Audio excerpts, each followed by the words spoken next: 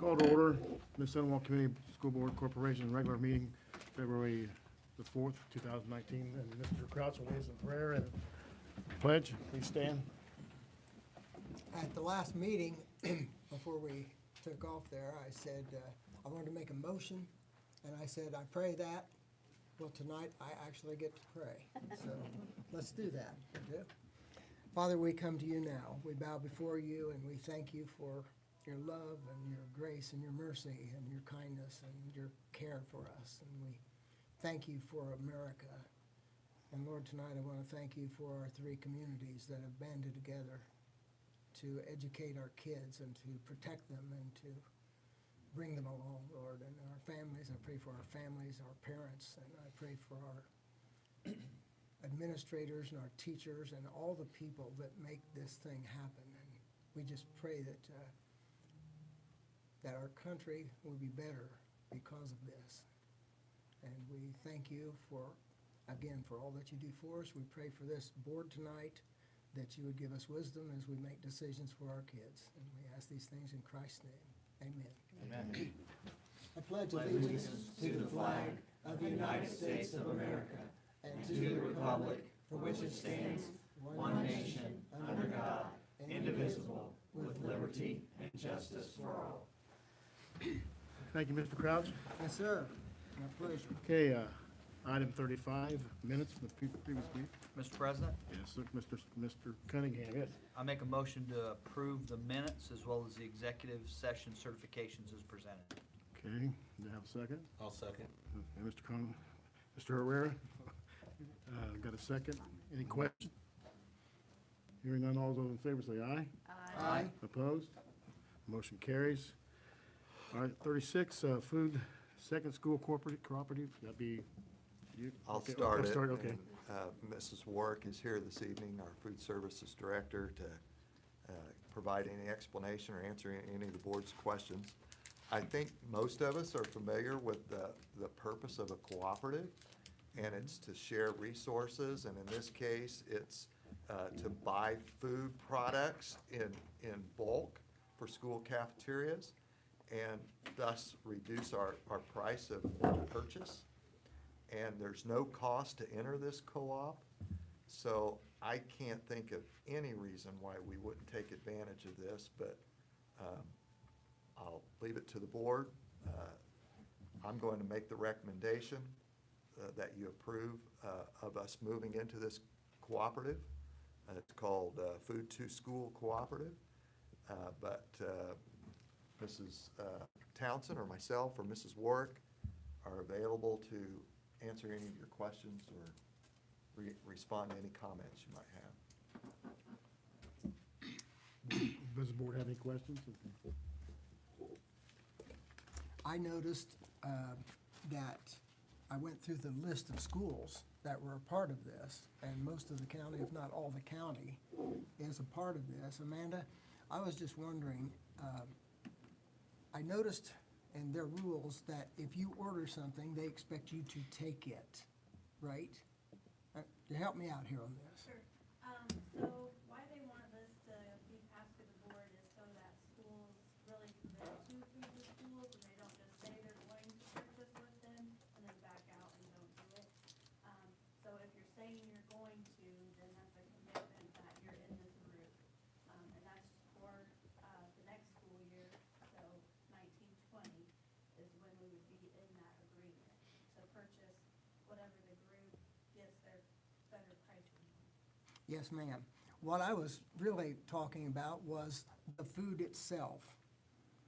When you commit, if I read that correctly, when you commit to buying a particular item, you are required to take it?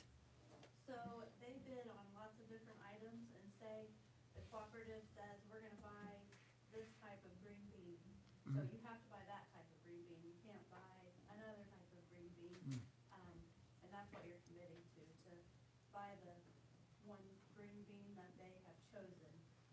But that doesn't mean I have to buy green beans, that's just if I am, I have to buy this one. Do you have to notify them in advance that you're going to order a certain amount so that they, No, they,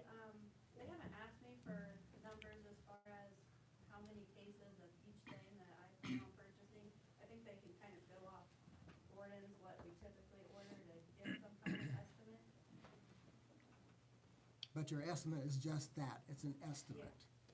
But Amanda, that's not to say if there's a green bean on Gordon's, you can't go to Gordon's and buy that green bean from there. You're not committing to say I'm buying everything from this co-op if something you like better or something is cheaper on another method. Well, yeah, you kind of are. Okay. Hopefully Gordon's will get the bid. They're gonna bid out to different companies, and then who the schools pick, that's where you're gonna get all your items. But it would be a rarity, wouldn't it, that because of you buying in bulk, that you would, the same kind of thing that you're buying would actually be cheaper somewhere else, or does that happen a lot, or in your experience, have you seen it? Well, there's lots of new rules and regulations, and one of the big ones is everything we buy has to be made in the USA, so that knocks out a lot of products right there.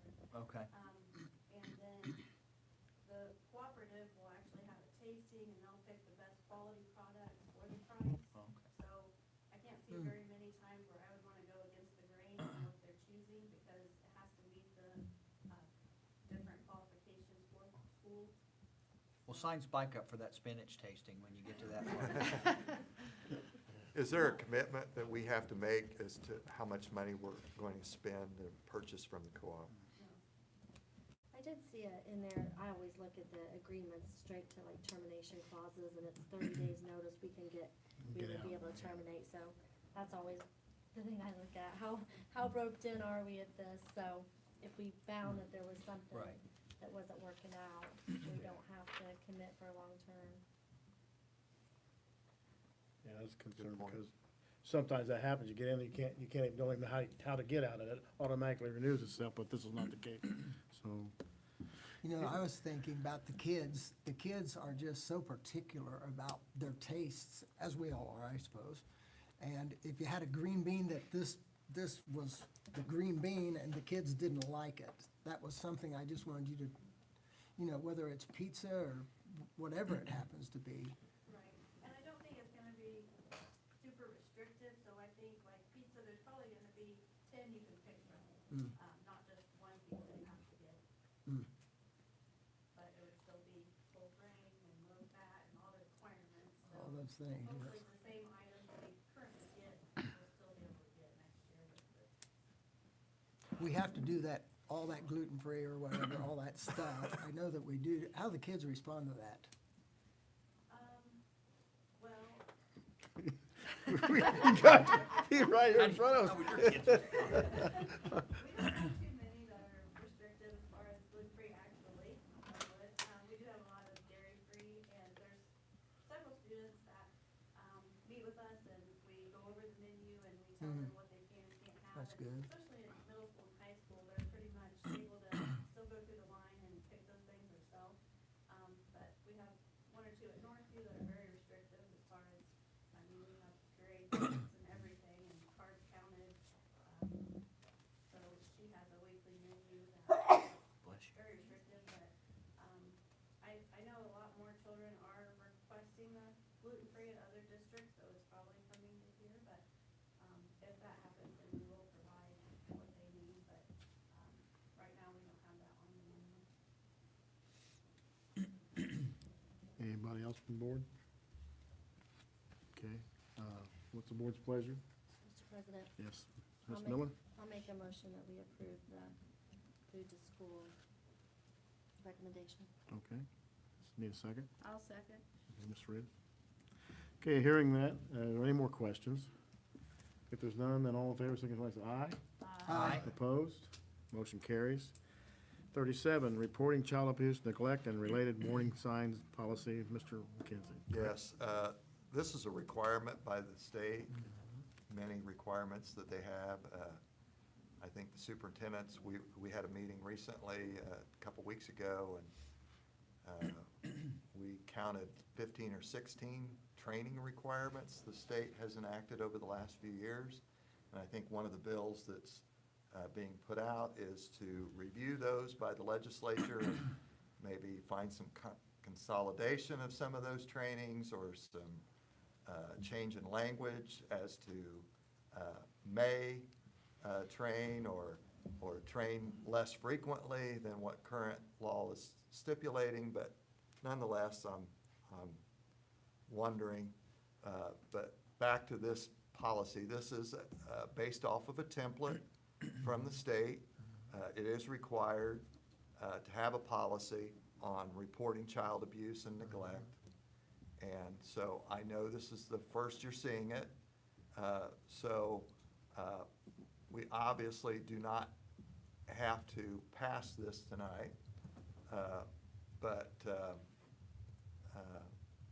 we will need to do that sometime in the next meeting or two, react to this policy. So in its current form, I would recommend approval, but if the board needs time to contemplate this more thoroughly, that's understandable, because it's very comprehensive and complex, and there's a lot to it. So, any questions at this stage of the process? I guess. Susan? I- Mrs. I could- Miller? I've got Sorry. a question about, school employee training, the last paragraph of the policy. Do we have that, is that something that's done in-house? I know that the DCS has their own training module, I think, available on their website, or I know there's companies out there that do, so I was just kind of curious, like, if we've pinpointed what we're using for that? No, we have not, to answer your question. I thought it would be best to put the policy in place, and then, but as you indicated, there are videos that are online. There's also packets that can be read. I may be misstating my opinion could obviously be incorrect.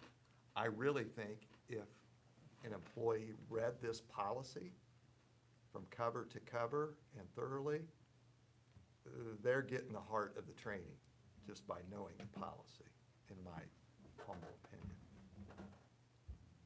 But we will set up some kind of system that tracks and documents that they either read something or viewed something.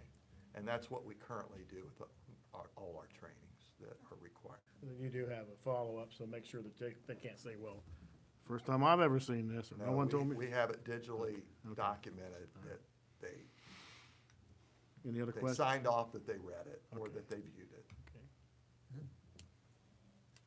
Anything else from the board? Do you want to go ahead and approve it?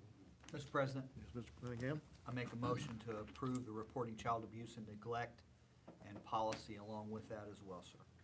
Okay, do you have a second? I'll second. Ms. Miller? Are there any questions? Hearing none, all those in favor, say aye. Aye. Opposed? Motion carries. 38, gymnastics program. Yes, a couple of weeks ago, Mr. Young, our athletic director, talked to me about possibly implementing a gymnastics program as an extracurricular, as a sport. Was it sport or club? Sport. And so I had indicated to him that I needed all the paperwork and documentation of that request, and that he would need to appear before the board to present his proposal in this regard. I know he's been in conversation with students and parents who are interested in this. Similar in process to the trap shoot, the bowling, and some of the other sports that we've implemented recently, or clubs. And he's been in contact with the person who would sponsor the athletes that would participate, and the facility that would be used. So I'll ask you to, he's got some documents that he would want to share with you to address concerns you might have about legality and liability, and ensuring that our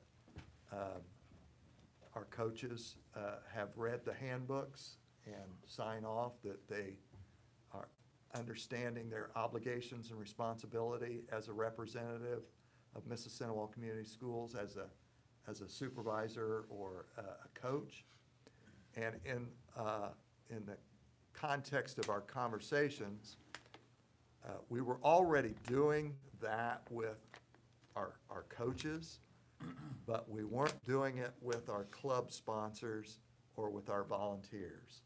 And so we're going to tighten that up going forward and expect that all our coaches, whether they're volunteer coaches or club sponsor coaches, everybody gets a coaching packet for Mississinewa schools and signs off that they've read it and that they received those expectations. And any club sponsors, like Trap Shoot, the bowling alley, and anything else I might have forgotten or not be thinking about at the moment, they will sign off about legal liability and responsibility for our athletes. So I'll turn it over to you, Mr. Young. About last year's probably this time, I had a parent approach me about the possibility of adding gymnastics, and I said, you know, we don't have a stipend for the coach, we don't have a facility, we don't have the equipment for gymnastics. But I told him I would do some research and maybe see, I know that not every school has that, so I did some research and talked to schools and different athletic directors how they do it, that they may not have a facility at their school to be able to provide gymnastics for their student athletes. So in talking and researching, we found that kind of probably the norm in a lot of cases is that the student athletes will represent Mississinewa, but they will train and practice at an off-site facility. So kind of explain that to them. There were some other options, but that was probably the best option in terms of what was best for our student athletes and being able to provide them what they want to do. So I kind of turned it over to the parents, said, you know, here's where we would be at. This is kind of, I thought, maybe at a standstill. But the girls the student athletes that wanted to participate, they already participate in a club. They had talked to their club coach, and he agreed to volunteer to be our coach, understanding there was not a stipend, probably not going to be a stipend in the future for this. And for him, it was just the opportunity for his girls that compete for him at club to now represent Mississinewa High School for an IHSA sanctioned sport. So he and I have been talking, communicating, you know, trying to make sure we had all of our bases covered before we came to you guys. Talking with Trent Daly in insurance management, who insures us, you know, explaining the situation. Essentially, kind of the best case scenario for us is that it would essentially cost our school corporation no extra money. There's no liability coverage. The student athletes would be expected to sign the same waiver that all of our student athletes sign, noting that, you know, medical insurance is the responsibility of the student athlete essentially. But other than that was all that the insurance portion of it would be required to do. They would be covered under the gym's insurance for, you know, injuries that would occur just like if we were at the football field or basketball court. So having gathered all that information, Ms. McKenzie and I spoke. You know, we talked about having an agreement, and it was a great idea. The volunteer coach also is the owner of the gym. He agreed to sign off on a waiver, you know, again stating that he would assume responsibility, or his club his gym would assume responsibility for any injuries, and that the student athletes would sign their waiver that all of our kids signed. So, and that kind of brought us up to kind of where we are today, or where we're at today, and that is coming to you for approval. From the standpoint of our student athletes, they want an opportunity to represent Mississinewa in a sport where we haven't had for a number of years. We haven't had a gymnastics program. I think maybe the 70s, early 80s was the last time we had something along these lines. From my standpoint, it was an opportunity for, again, more of our student athletes to be engaged and have an opportunity to represent our school, in this case, within an IHSA sanctioned sport. So I have the information here that I can pass out to you, the waivers that we had them sign, also the coaching handbook that we had them sign, and then I gave you kind of a brief summary of the coaching handbook that we give to our coaches that they read and sign off on. Also in there is the insurance part of it from Trent Daly at Insurance Management, kind of explaining that portion of it.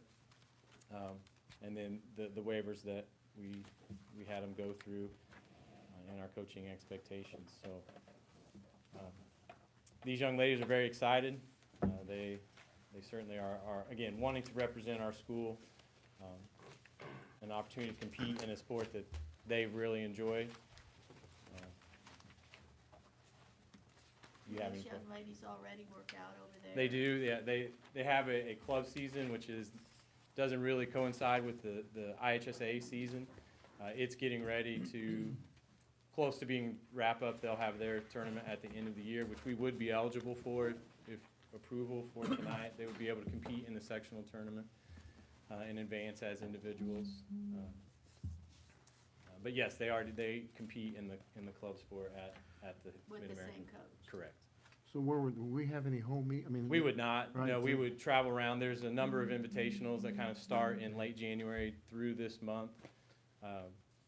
We would participate in those. The cost to us would be fairly minimal in that paying an entry fee for them to participate in that invitational. And we have 3 right now, you say? There are 3 that are So interested. they're right not now. really, does that compose a team, or is that not enough people? Is it- No, I don't think that's enough to Okay. have to score completely Okay, yeah. for a team, but they could obviously advance as individuals.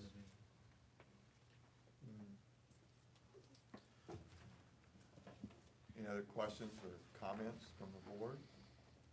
Mr. McKenzie, do you recommend we approve this? Yes, I think in light of the philosophy that we've evolved to that we want to try to provide opportunities to every student, no matter how unique the sport or the extracurricular, as long as it's safe and we're protected financially, and I think this situation meets those expectations and guidelines that we've set for ourselves. So this will start immediately then, right? Right, yes. That's what you're saying. Okay. Chance, can I ask you a question? Yeah.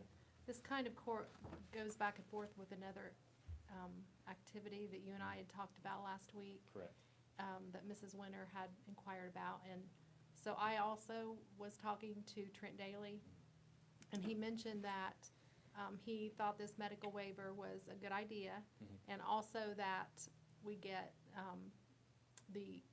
in this case, the gym that they're Right. going to list us as an additional insured on their insurance policy and get a Right. certificate of insurance. Right. And then the other issue was to make sure that Mr. Harker looked over that waiver wording and made sure he had his blessing on that. But we've had some email troubles. I've not been able to get it to him through email. So if you could just make sure that he has that medical waiver. Yeah. And the board should know too that we do offer the insurance, or the students who don't have insurance, a student accident policy, so they have that available to them, as well as their own medical insurance to handle these situations, because our policy does not cover the student accidents. So unless, if there's a liability issue, it would be on behalf of the gymnasium in this case. Well, I had 3 girls in this a long time ago, and we traveled, the circuit they traveled, but very similar. And I know it's the spring floors and apparatus and beams and the mats and the things that they use, it would be inexpensive, because it seems to go in cycles. There's Sure. a lot of kids in there, nobody for a while, so, and having a place to host them, so it's probably the best situation that I can see for those kids, because I had a daughter that was really good, and she always wanted to be able to participate for her school, which she couldn't. I know we did this before for Josie Smith, I think, when she was a swimmer. Swimming. Yeah, so, yeah, I mean, if you guys think it's under control. So. Anybody else on the board? Chance, do you see any overlap between the coach and the kids, as far as, like, if one of our other girls wants to become a gymnast, does that require them to go to Mid-America and be coached by this coach? Right, he and I talked about that. You know, I think this obviously has the opportunity to expand, and, you know, maybe if student athletes get interested, we could have enough for a full team, and would he be willing to do that? And he said that he would. And I said, you know, I know that, you know, the club part of it for you is probably where you make your money. You know, what they decided not to do club, would that help them or hurt them? And he said that he would take the best gymnasts available, and that he wouldn't require them to. Now, I'm sure, you know, in reality, is it gonna benefit them to do club? I mean, yeah, they have more opportunities to participate and to get better at their skill. So, you know, I think for him, you know, it probably makes business sense to get students interested, and then that potential is there, but it would not be a requirement. There's nobody in our conference has that, is there? In the conference, no. We've had student or schools that have had one or two individuals, but not necessarily an entire team to represent themselves. This is, Yeah, sure. Right. this is, trying to think of how to say this. This is women-only gymnastics. According to the IHSA, yes. Yeah, there's, the IHSA does not, at this time, allow, have a men's or boys gymnastic program. Yes, okay. Ms. Miller. I guess I just wanted to say, like, all of the clubs, the different clubs that we're doing and the different sports, they're all great because they give our kids more opportunities, and it gives each kid that might not have a niche in something else a chance to. I just know that with adding each of these things comes another piece of another layer of managing that. Right. So I guess that's where I think we trust you all to say, you know, especially this, it's gonna be not in our town.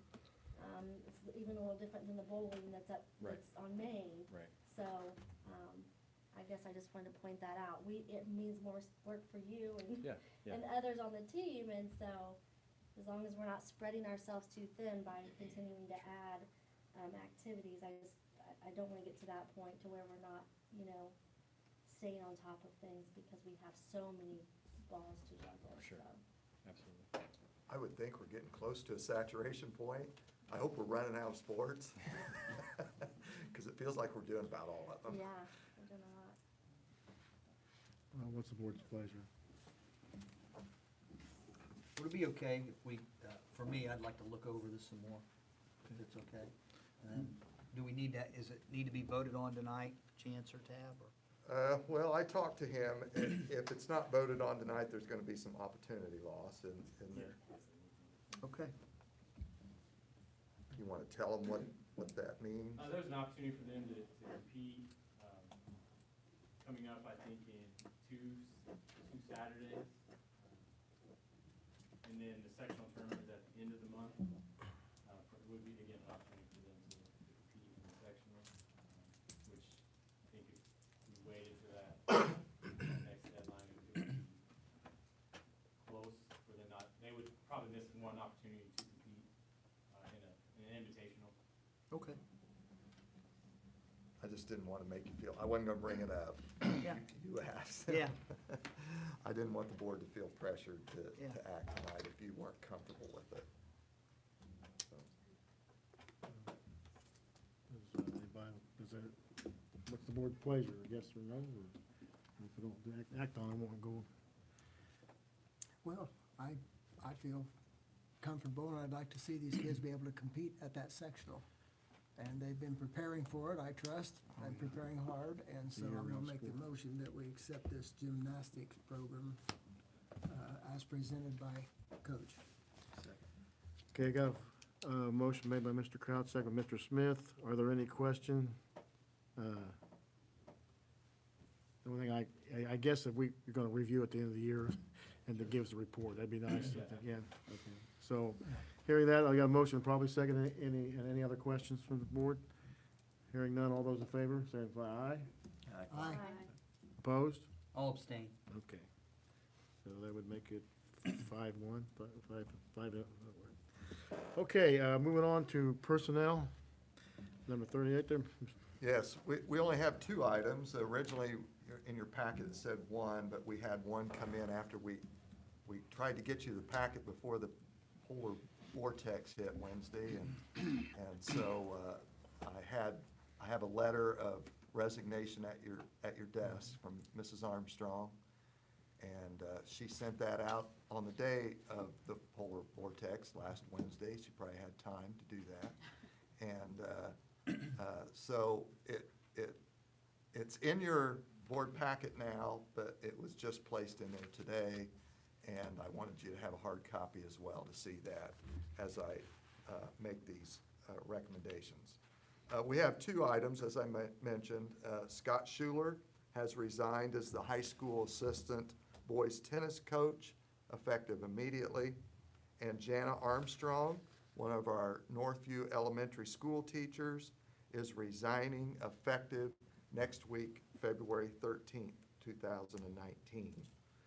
Mrs. Armstrong has given us about 15 years of service, and she's also active in the military and has served her country as well as our school district. She's a former Mississinewa graduate, and so she had a unique opportunity that occurred, and she just got notice last week that she was being offered this position. So we wish her well, and I would recommend the board approve these two personnel recommendations as presented this evening. Anything from the board?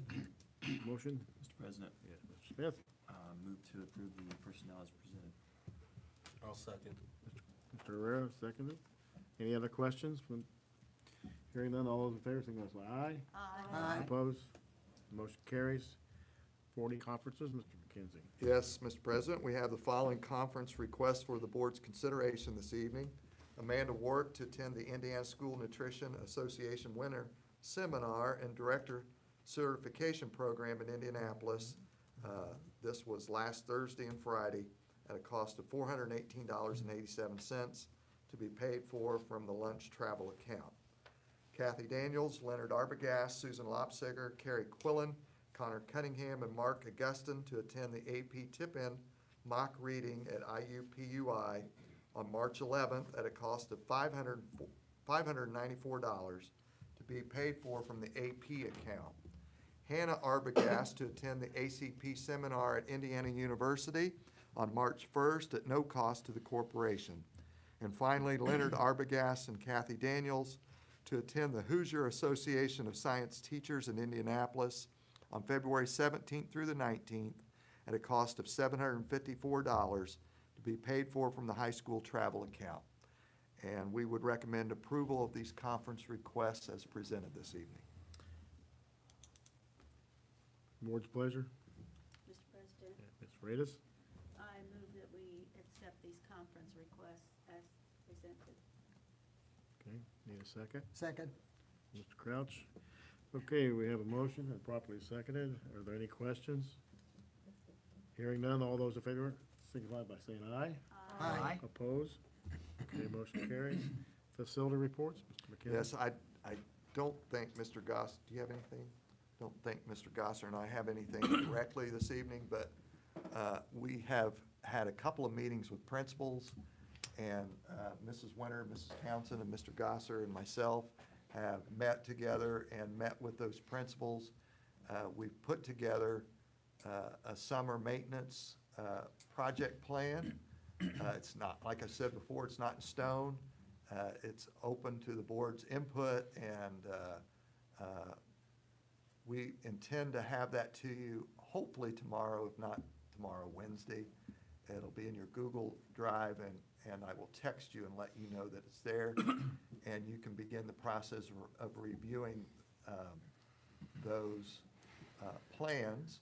I will just tell you that as of right now, it comes in $65,000 less than what Mrs. Townsend has budgeted for, which is always better to come under than over. And but keep in mind, these are estimates.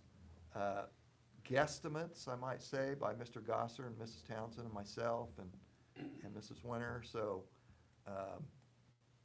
but it's important that we get this plan approved, if not February 18th, then March 4th, so that we can begin to get those projects in place with the vendors and the people that do this kind of work or provide this kind of programs and resource, so that we get ourselves on their calendars before other people do, so we get these things done in the summer.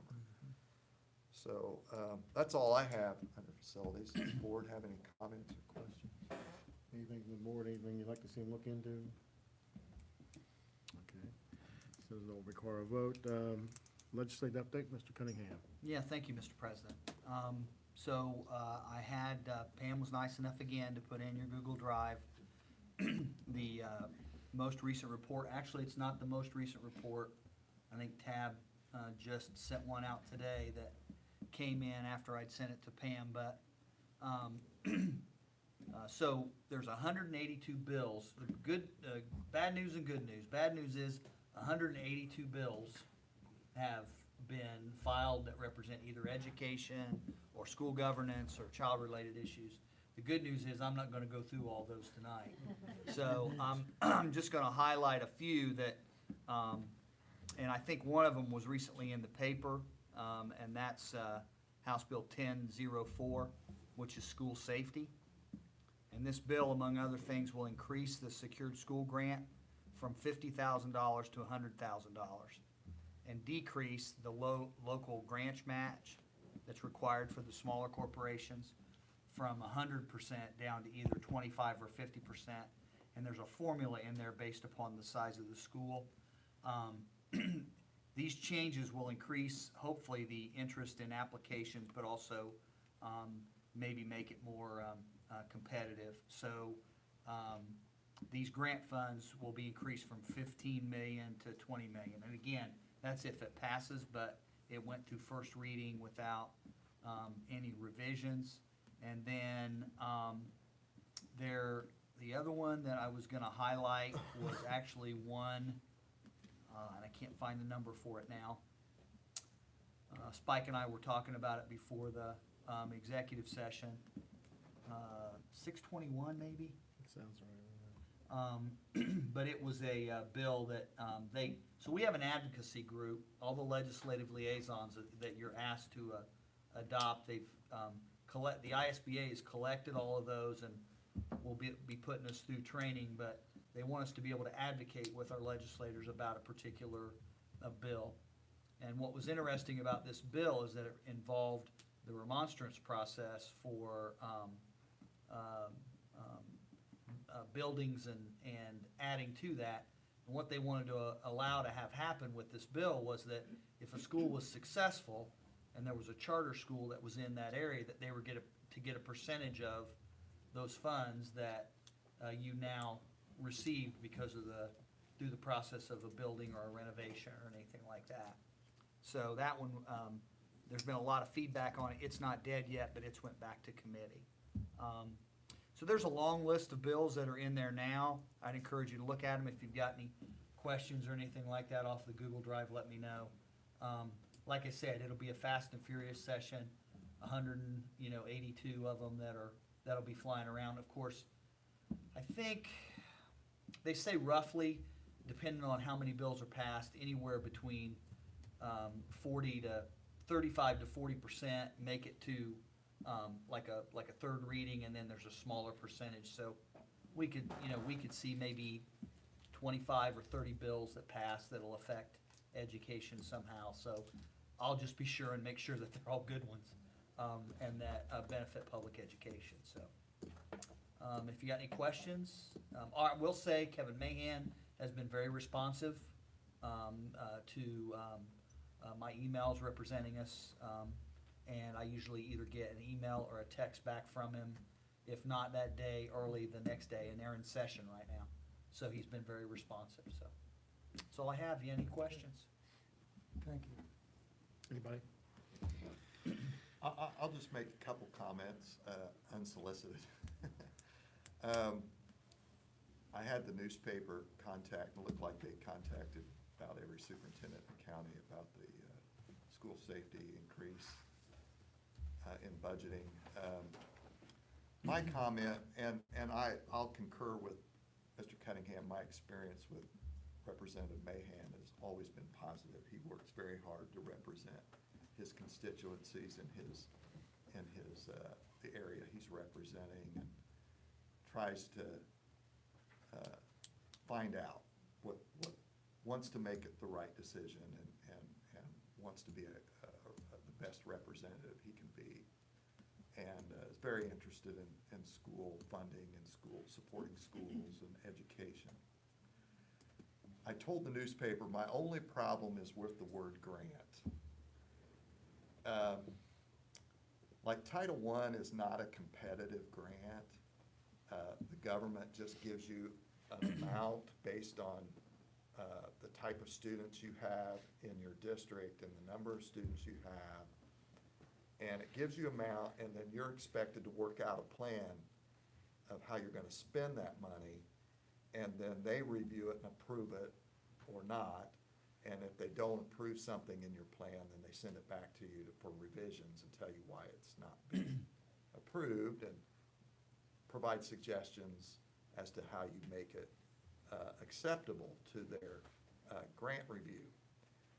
If this is what we're talking about, then I'm all for it. And that's what I told the newspaper. But if it's a competitive grant where we have to compete against big school, wealthy school districts that have people in their central office, that's all they do is write grants. And they become very expert at writing grants and proficient at writing grants. And I know enough how this all works.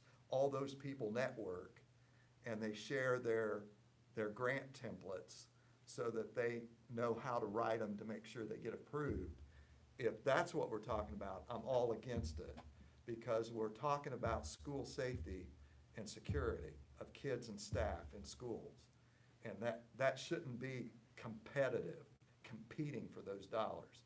The kids at Mississinewa are just as important as the kids in Carmel. And just because we don't have the money to have full-time grant writers, we should not go without that money. It should be based on our enrollment, and they should tell us this is what you get because of your enrollment. Now write a plan and send it to us, and we'll review it and make sure it fits the guidelines that we've set up for this appropriation. That was my feelings on that topic.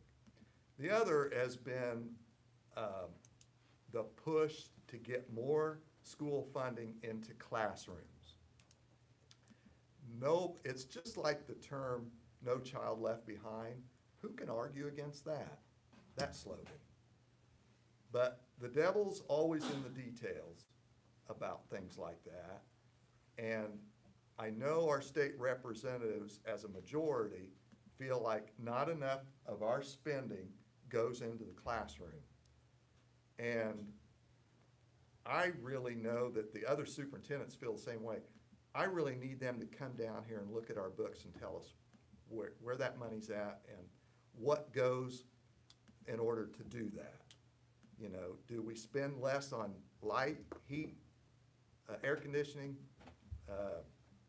maintenance of the buildings? You know, they're insinuating that we are choosing not to spend enough on teacher salaries. Well, I've done a little research lately with Mrs. Wilson's help, and I think you have to look at the cost of living relative to comparing Indiana teacher salaries to all the other states. We are the 9th cheapest state to live in the union. So I would think we shouldn't have the highest average teacher salary in the nation if you're the 9th cheapest state to live in. And I looked at a research that is 16-17 school year, and the average teacher salary was based on the mean. Now, not getting in the statistical weeds with you, the mean is the average teacher salary. In that study, we were 26th in the nation in teacher salaries, on average. But we're the 9th cheapest state to live in. And then I looked at another study, and it was based on the mean instead, or on the median instead of the mean. Well, the median, to keep it simple for everybody, is that's the salary that there's just as many people that are paid more than that salary as there are people making less than that salary. It's not the average, it's the median. Well, based on the median salary in the United States, we're 37th in the country. But on average, we're the 26th in the country. So we're right in that range, but we're the 9th state, cheapest state to live in. And then I looked at a study that combined those two factors. The average teacher salary in the country, in each state, and factor in the cost of living in each state. And we were 17th in the country for teacher salary and cost of living. So, yes, I would love to see our teachers make more. Everybody that works directly with kids, day to day, in the trenches, so to speak, we can't pay them enough. That's one of the most important professions in the world and in the United States. But you have to always keep things in perspective, and it's all relative. And so I just want you to know, and the newspaper sitting here, that Indiana teachers, on a whole, on an average, aren't in that bad of a situation when you take a look at where they live and what their cost of living is. And I would suspect that the teachers of Grant County, this is one of the cheapest counties to live in the United States, or in Indiana. And Mississinewa teachers are very competitive with surrounding school districts. And so I just don't think it's quite as bad, relatively speaking, as what we might be hearing coming out of legislature. So- Because they've got it in their mind that we don't spend enough of our overall budget on teachers. So why do you think there are teacher shortages then, if the pay is so equal? Well, there's teacher shortages throughout the nation, not just Right. Indiana. Right. I had a teacher, and I hesitate to say who it was. I had an economics teacher at Mississinewa High School when I went through, who used to say, teachers are paid just fine. They just don't work enough days. If they work 250 days at the rate they make for 180 days, they'd be paid very well. That was his. Now, whether that's, but think about it. Our teachers at the highest point of the pay scale on a daily rate are making as much as our assistant principals. Absolute dollars, principals are making more. But on a daily rate, our top tier teachers But are as soon doing as those well. teachers retire, it's over. I don't know what you mean Well, by there's that. no pay schedule anymore for teachers to be able to advance in pay. So, you're talking about those higher base teachers, that's before the general contract with the increase in pay based on a salary schedule. Now so when you compare those teachers, you're right, but when those teachers are gone and retired, the salary's not growing at the same rate that it used to be because of the salary schedule that was in place. Yeah, and we all know what level of government took that away. Right. Hey, I'm just saying, though, that you're comparing that now, you're right, but that's going away. Yeah, and I can't say that it'll still be that good 10 years from now. Right, yeah, I understand, yeah.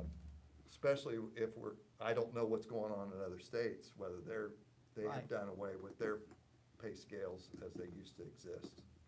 For us, I don't know if those still exist in other states or not. I'm just saying in the here and now, in this moment, Mhm. we're not, relatively speaking, comparatively speaking, we're not in a bad place yet. Anybody else have anything to? Any more comments, questions, or? Let's go to legislative, right, so, corporate sponsors, 43. Yes, we have one corporate sponsor to present for your consideration, and that's to the Wrestling Club from Mississinewa Property Management in the amount of $100. So we would recommend approval of the corporate sponsors presented this evening. Need a motion? Mr. President, Ms. Miller, I'll make a motion that we accept the corporate sponsor. anybody a second? Second. Denny was first, Mr. Smith. Okay, motion made, properly second. Are there any other questions? Hearing none, all those in favor signify by saying aye. Aye. Opposed, hearing none, motion carries. Claims, Mrs. Townsend. Yes, I'm asking tonight that you approve claims in the amount of $1,523,516.77.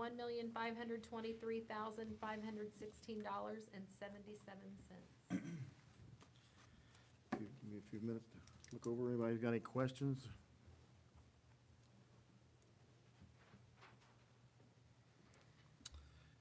Okay, hearing none. Entertain a motion. Mr. President, Mr. Smith, move to approve the claims as presented. in a second. Second. Mr. Crouch. Okay, we've got a motion and properly second. Are there any more questions? Okay, hearing none. All those in favor, say aye. Aye. Opposed? Motion carries. Correspondence and other business, 45. Yes, we have, our next board meeting is February 18th, and at that meeting, the preschool, there'll be a preschool presentation for the,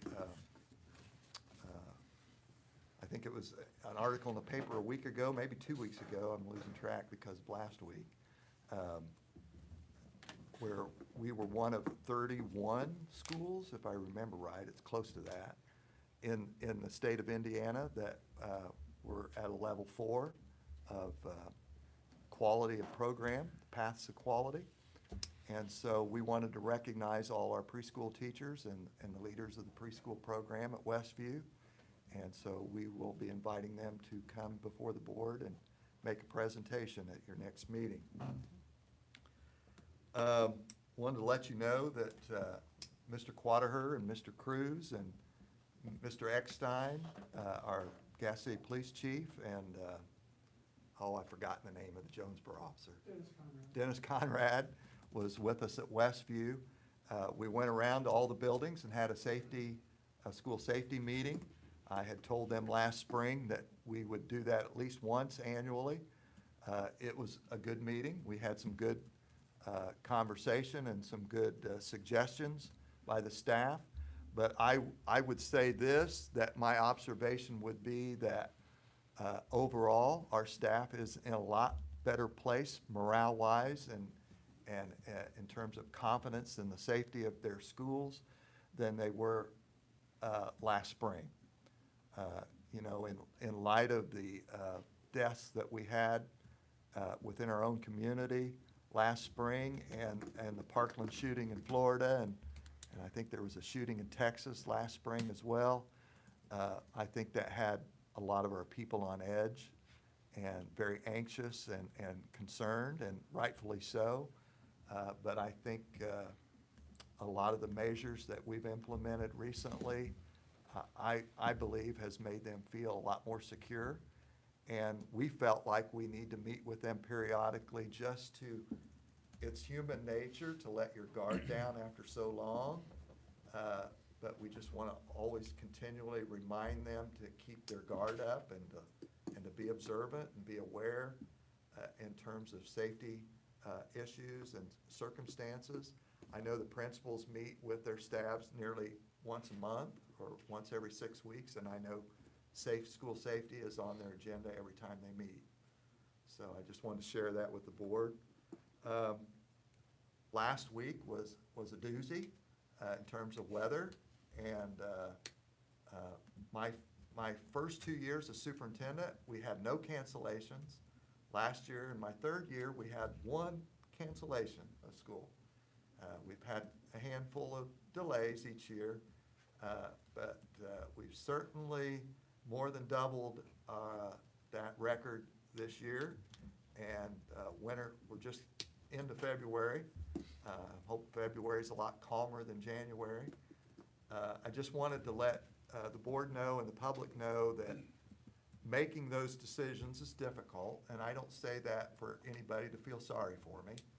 The superintendents around the county do a great job of collaborating when those circumstances evolve, but in the end, you got to make your own decision. I know that no matter what's decided, there's two camps. There's a camp that thinks if there's a full moon, maybe we should cancel. Or if it's raining really hard, we should cancel or delay, or if there's a teeny bit of fog, we should delay. And then there's the camp that, you know, we didn't have delays when I was a kid, and we didn't have all these cancellations, and I trudged up 5 miles of hills to get to school every day, and I never missed because of weather. So you got those two extremes, and I know it's difficult for some of our families when there's a delay, because we have a lot of working class parents who don't have the kind of jobs where they can just come in 2 hours late, or that they have the money to find somebody to watch their kids and take them to school 2 hours late. And so I just want you to know that I know that. I've talked to parents who are struggling with those circumstances over the last 3 or 4 years I've been superintendent. So I know all those things, and I hear all those things. And I know everybody'd like to have the call the night before, and honestly, it'd be easier for me if the circumstances were so obvious the night before that it was easy to make that call the night before. And anytime the circumstances are that obvious, at least in my judgment, I try to make that call before the morning. That way parents can make plans and get themselves organized. I don't like delaying and making that call after 6 o'clock or after 6:30. But there's a strong pull on me to how important it is to have kids at school all day. And I know in talking to principals, a lot of things aren't getting done in their job with all these delays, because you can't observe teachers when they're only in the classroom for 30 minutes. And we've had a lot of delays. So they're behind on their observation evaluation schedule of staff. And so I know teachers are behind on covering their curriculum. And we got standardized testing coming up in the spring, and we want results. And we want to have the best grade possible. And for the first time ever, we're a B school corporation. And at least first time since I've become superintendent, and just before I became superintendent, we've always been a C corporation, and now we're a B. And we want to hold on to that. But we need kids a whole day to be most effective. And so those are difficult decisions, and we when parents call to complain, I encourage all our secretaries and our principals to tell them that we understand. We want to communicate a tone and a disposition to the parents that we're understanding of their concerns and their circumstances. If they feel it's not safe for their student to go to school that day, that's fine. We'll still count them absent, but we're not going to penalize them for missing school. And we're very flexible with the tardy policy on those kind of days where it's delays and the weather's bad. And so I just wanted the board to know that that's the approach and the attitude and the disposition. We understand the circumstances that people are in, and the trouble it is, and the difficulty for single parents and two parents that work, and a lot of those jobs aren't very sympathetic for 2-hour delays or cancellations for their families and their kids. So making the best call we can, not always right one, I'm sure, but those are all the factors we're thinking about and running through our minds when we make those decisions. That's all I have. You have anything? Any of the principals have anything? Mrs. Yeah, Barney? this Saturday,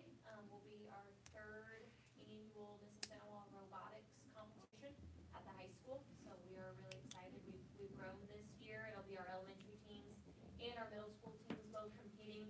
And we have a total of 40 teams from a far reach around the state that'll be here with us on Saturday. So just welcome anyone to come over and see some of the action. We're going to get started about 9 on Saturday, and we're looking forward to it. If you haven't noticed, Mrs. Lockwood being around, she had a kind of a routine surgery about a week and a half ago. So Mrs. Varner's been running things at Northview and doing a really good job. Appreciated her work in her stead. Mrs. Lockwood will take calls and emails and so on and text messages and plans to be back at work next week. So Lord willing, let's hope she's back on the job, and I'm sure Mrs. Varner would like to see her come back. It's more of a challenge when you're all by yourself than it is when you have somebody to bounce things off of. So we appreciate Mrs. Varner's work at Northview in Mrs. Lockwood's stead, but if you've been missing her, that's the reason. Anything else? Either principal? That's all we have. Anything from the board? Just one thing, this recently we lost Homer T. Garden. He was a school board member here for many years, and his funeral was today, and I know Mr. McKenzie was there, and I knew him through other organizations, but he was a great guy, and a great leader in our community, and he's sorely missed. So, anybody else got anything they want to bring up? Well, hearing none, then we'll have it 46, adjournment. It's not everybody's favorite thing. Mrs. Miller? I need a second. Second. Denny, we did quick. Okay. No questions, all in favor, say